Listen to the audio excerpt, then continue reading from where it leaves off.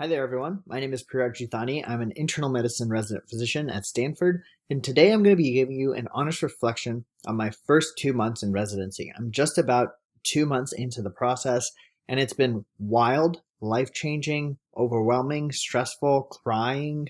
And so I wanted to make this video to not only increase the transparency as to why residency is so difficult, but also show you some of the feelings that I'm feeling in the moment, because I do want you to see just how intense and fun this whole process can be. And in the process, I hope that this helps you if you're anywhere along the journey of applying to medical school, in medical school, or even if you're already a resident physician. Hopefully you can empathize with my experiences, if not learn something from them, and obviously come out a bit better. So the way I'm going to go about this reflection is in the way that most people write notes in medicine. It's called the SOAP format. S-O-A-P. S stands for the subjective overview. O stands for the objective overview, A stands for the assessment, and P stands for the plan. So I'll tell you a bit about my subjective experience, a bit about my objective experience, and then I'll tell you a bit about, the general overall feeling that I have about residency, and then ultimately some lessons that I've taken away. And hopefully this helps you, as I said, which is the biggest goal for this, but in the process also gives me a chance to reflect.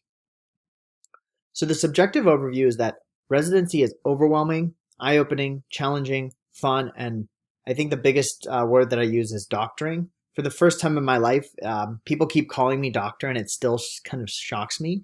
But you're literally living that word at this point. You're going to be the primary care physician for certain patients. You're going to be the main physician taking care of patients when you're on the wards. You're going to be triaging different texts that you're getting from nurses. And so for the first time in my life, I do feel like this is much more of a job rather than being a student. Up until now, we were undergrad students, we were medical students, we were research students, and now as a resident, it is much more like a job. Like, this is on you. If something happens, you're the patient's biggest advocate. And so you really have to take ownership of that.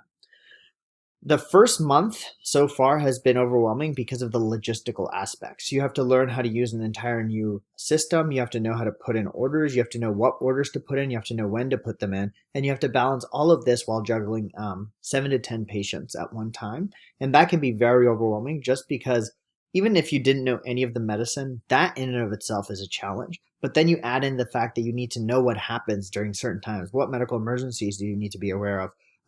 Who should you call for help? How do you call consults? All of that is one of the reasons why subjectively this has been a very overwhelming time.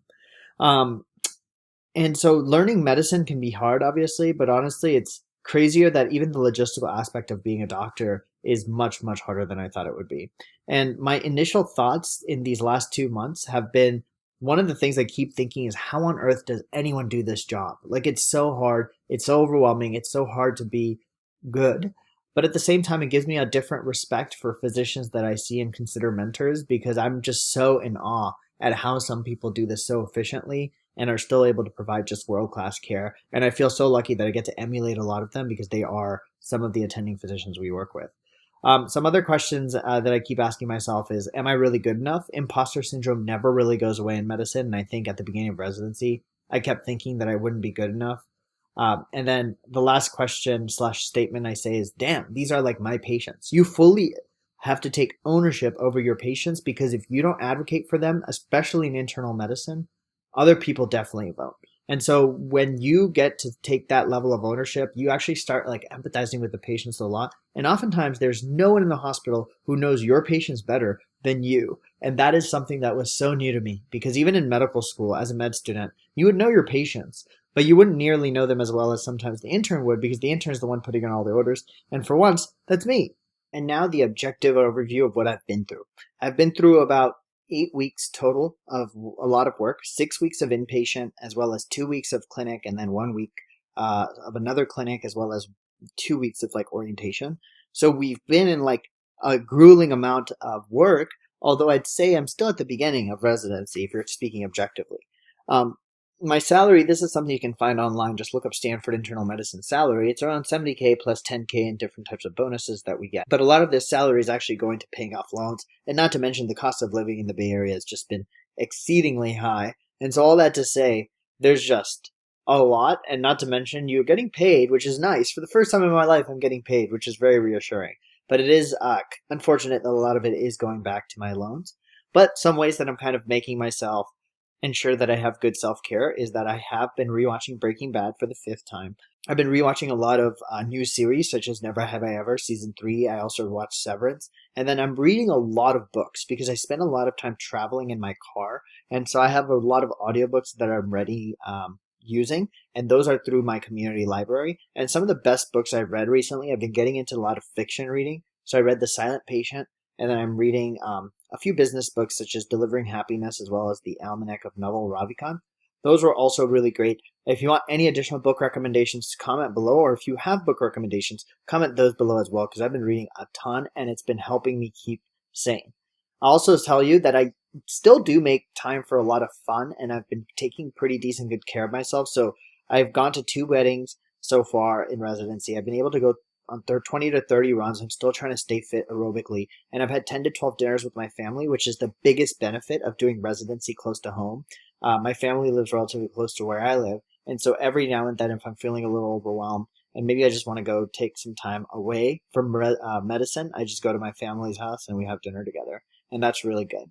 And obviously, residency is never a time to stop learning, so there's always so much to learn. So I actually still use Anki a lot, and I make a bunch of cards to learn a lot more clinical medicine. So if you want to see how I've been doing that, let me know as well, and you can comment below and we can make some videos on that topic.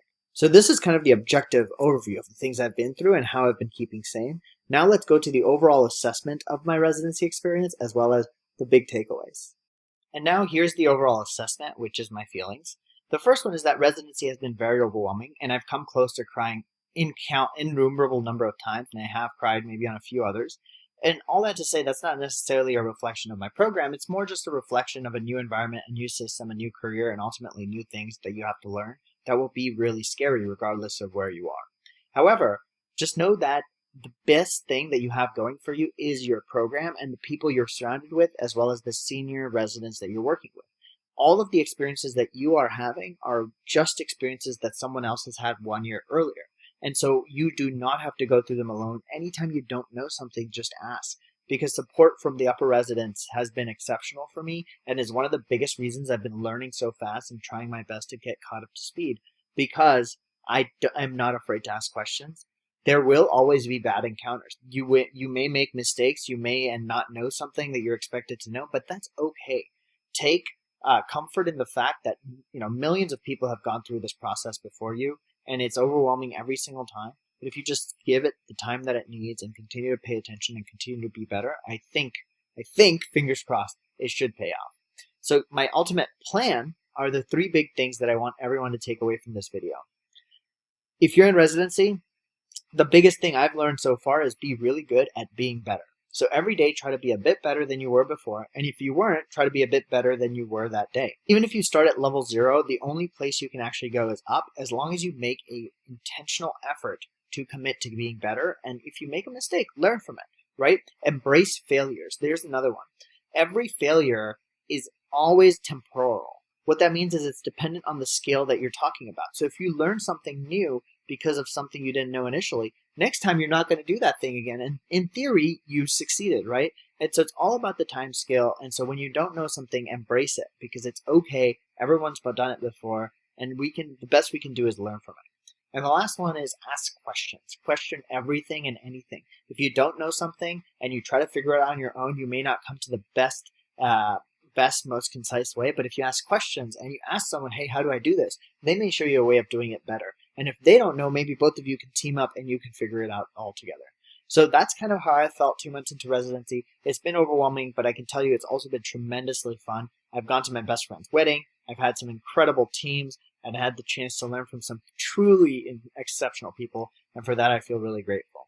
So if you all enjoyed this video, let me know. Drop a like, comment, share, subscribe, and I'll see you all in the next one. Peace.